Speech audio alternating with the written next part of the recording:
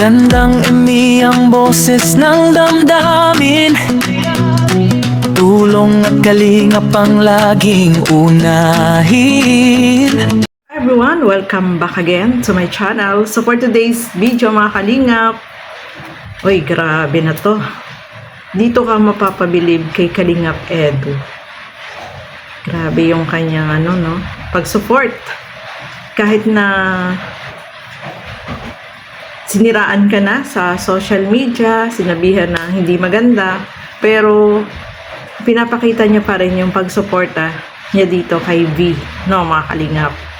Nakagulat itong mga sinabi niya na talagang doon sa isang taon kagaya ni Kalingap Edu, diyan ka mapapabilib sa kanya.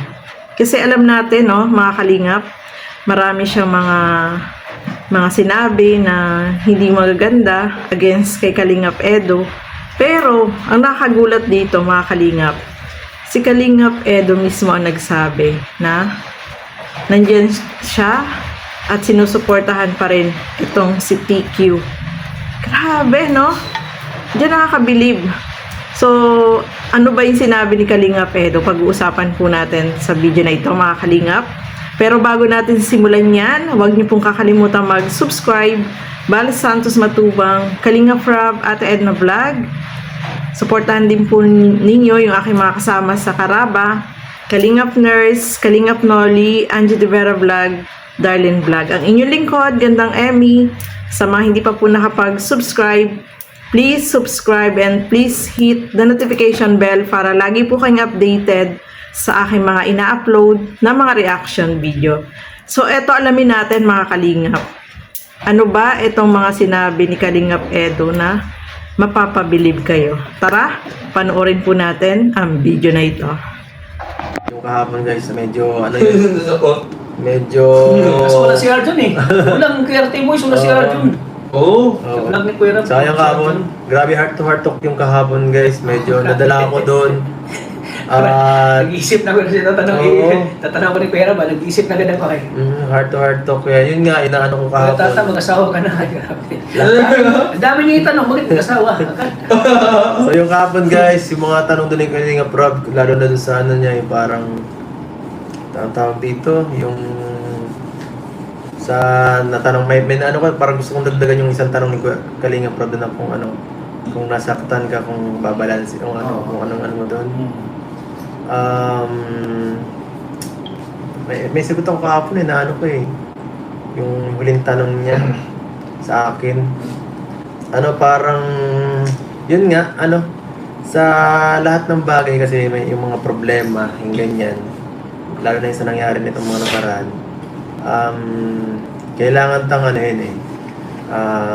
isiping mabuti, lalo na kung tayo nagkaroon ng problema sa nakagawa tayo ng masama or isipin natin yung yung lahat ng nangyari at yung samahan, yun talaga yun saka saka isipin mo kung ikakabuti ng nasa paligid.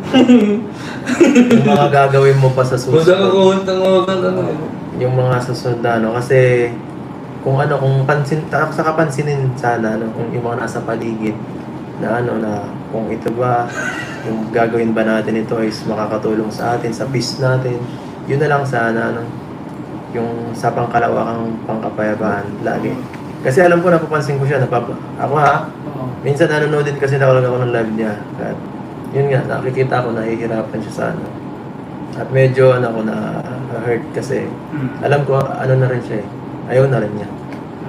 Lalo sa mga nangyayari ngayon. So yun, parang na lang siguro niya, isipin niya mabuti yung sarili niya bago ang iba. Yun lang talaga. Kasi mahirap kapag nagkamali, pinilit natin ng maling decision. Pwedeng lalong mapahamak ang sarili. Saka, kasi ang tunay na nagmamahal ko, that's, di ba? Hindi mo ipapahamak ang isang taong mahal mo. Tama yun. Kung papayuhan mo ang taong mahal mo ng ikapahamak niya, parang hindi mo siya mahal talaga. Parang ang gagawin mo lang siya, parang you're being used para sa isang bagay. Diba? So sana intindihin na kung sakaling may manood mo. Yun lang. So, yan po, no, mga kalingap. Inamin dyan ni Kalingap Edu na paminsan-minsan daw ay nanonood din siya dito kay V.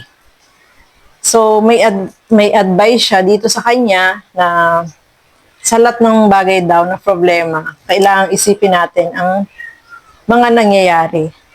At isipin natin yung mga naging samahan, no? Parang ano yung sinasabi niya, no? Isipin natin yung mga pinagsamahan, huwag tayong pabigla-bigla ng mga desisyon, at isipin din natin yung makakabuti sa paligid natin. Dahil, yun ang gagawin natin sa susunod, no? Kailangan, bago tayo magdesisyon sa isang bagay, ay kailangan pag-isipan muna ng ilang beses para hindi tayo magkamali. At nabanggit niya nga dyan na minsan daw nanonood din siya kay V at ayaw din daw niya na yung nangyayari sa kanya ngayon ay parang sa tingin daw niya ay parang nahihirapan itong si V, no, mga kalingap. At ang isipin niya daw muna yung sarili niya bago yung iba. Tama naman yun, no, mga kalingap. Isipin mo yung sarili mo bago yung iba. Kasi alam mo, kung sunod-sunuran ka sa ibang tao na nagdidikta sa'yo, eh, hindi natin alam, yung dinidikta nila sa'yo ay hindi na maganda, hindi na tama, pero sunod-sunuran lang tayo. So, bago natin gawin yung mga bagay na ganon, pag-isipan muna, makakabuti ba to sa sarili natin? Dapat ganon, di ba? At sabi nga ni Kalingap Edu, mahirap daw magkamali ng paulit-ulit na pwedeng ikapahamak ng sarili niya. Tama naman po yun, mga kalingap, yung kanyang sinasabi. Kasi kung paulit-ulit mong ginagawa, ikaw din yung papahamak, di ba? Kaya kung may mga gagawin kang hakbang, dapat pag-isipan mo ng mabuti. At may nasabi din siya dyan, ang tunay daw na nagmamahal ay yung taong minamahal mo ay magbibigay ka ng advice na makabubuti para sa kanya. Dapat ganun. So, ayan nga, no? So, nanonood din pala siya kay V. So, yung advice niya, maganda naman po, no, mga kalinga, para din sa kay V yun. Sana, marinig niya yung sinabi ni Kalingap Edu. Kasi para din naman sa kanya at wag siyang, para sa akin, kung meron mang nagdidikta sa kanya, dapat, kung ano yung makakabuti, yun ang gawin niya. Hindi yung masama na ikapapahamak niya. Kasi kung ulit-ulitin mo yan, ikaw din ang gumagawa ng maling desisyon sa buhay mo na alam mo ng mali ay ginagawa mo pa rin. Di ba? So, nakakatuwa din ito si Kalingap Edu kasi kahit na ganon, yung sinira-siraan na siya, kung ano-ano yung mga hindi maganda sinasabi sa kanya, pero nagbibigay pa rin siya ng advice, no? Pinapanood niya pa rin, 'di ba? So grabe, no, mga kalingap. So ayan po, no. Nagulat lang tayo dito sa mga sinabi ni Kalingap Edu, no. At ang ano din niya is sana ay pag-isipan niyang mabuti yung mga hakbang na ginagawa niya para din naman sa sarili niya, no, mga kalingap.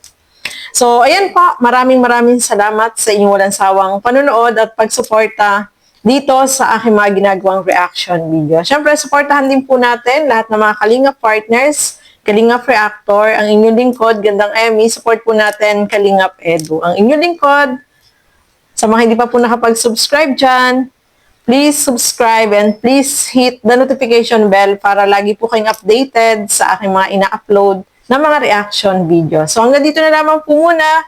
Thank you and God bless sa atin lahat. Bye-bye po!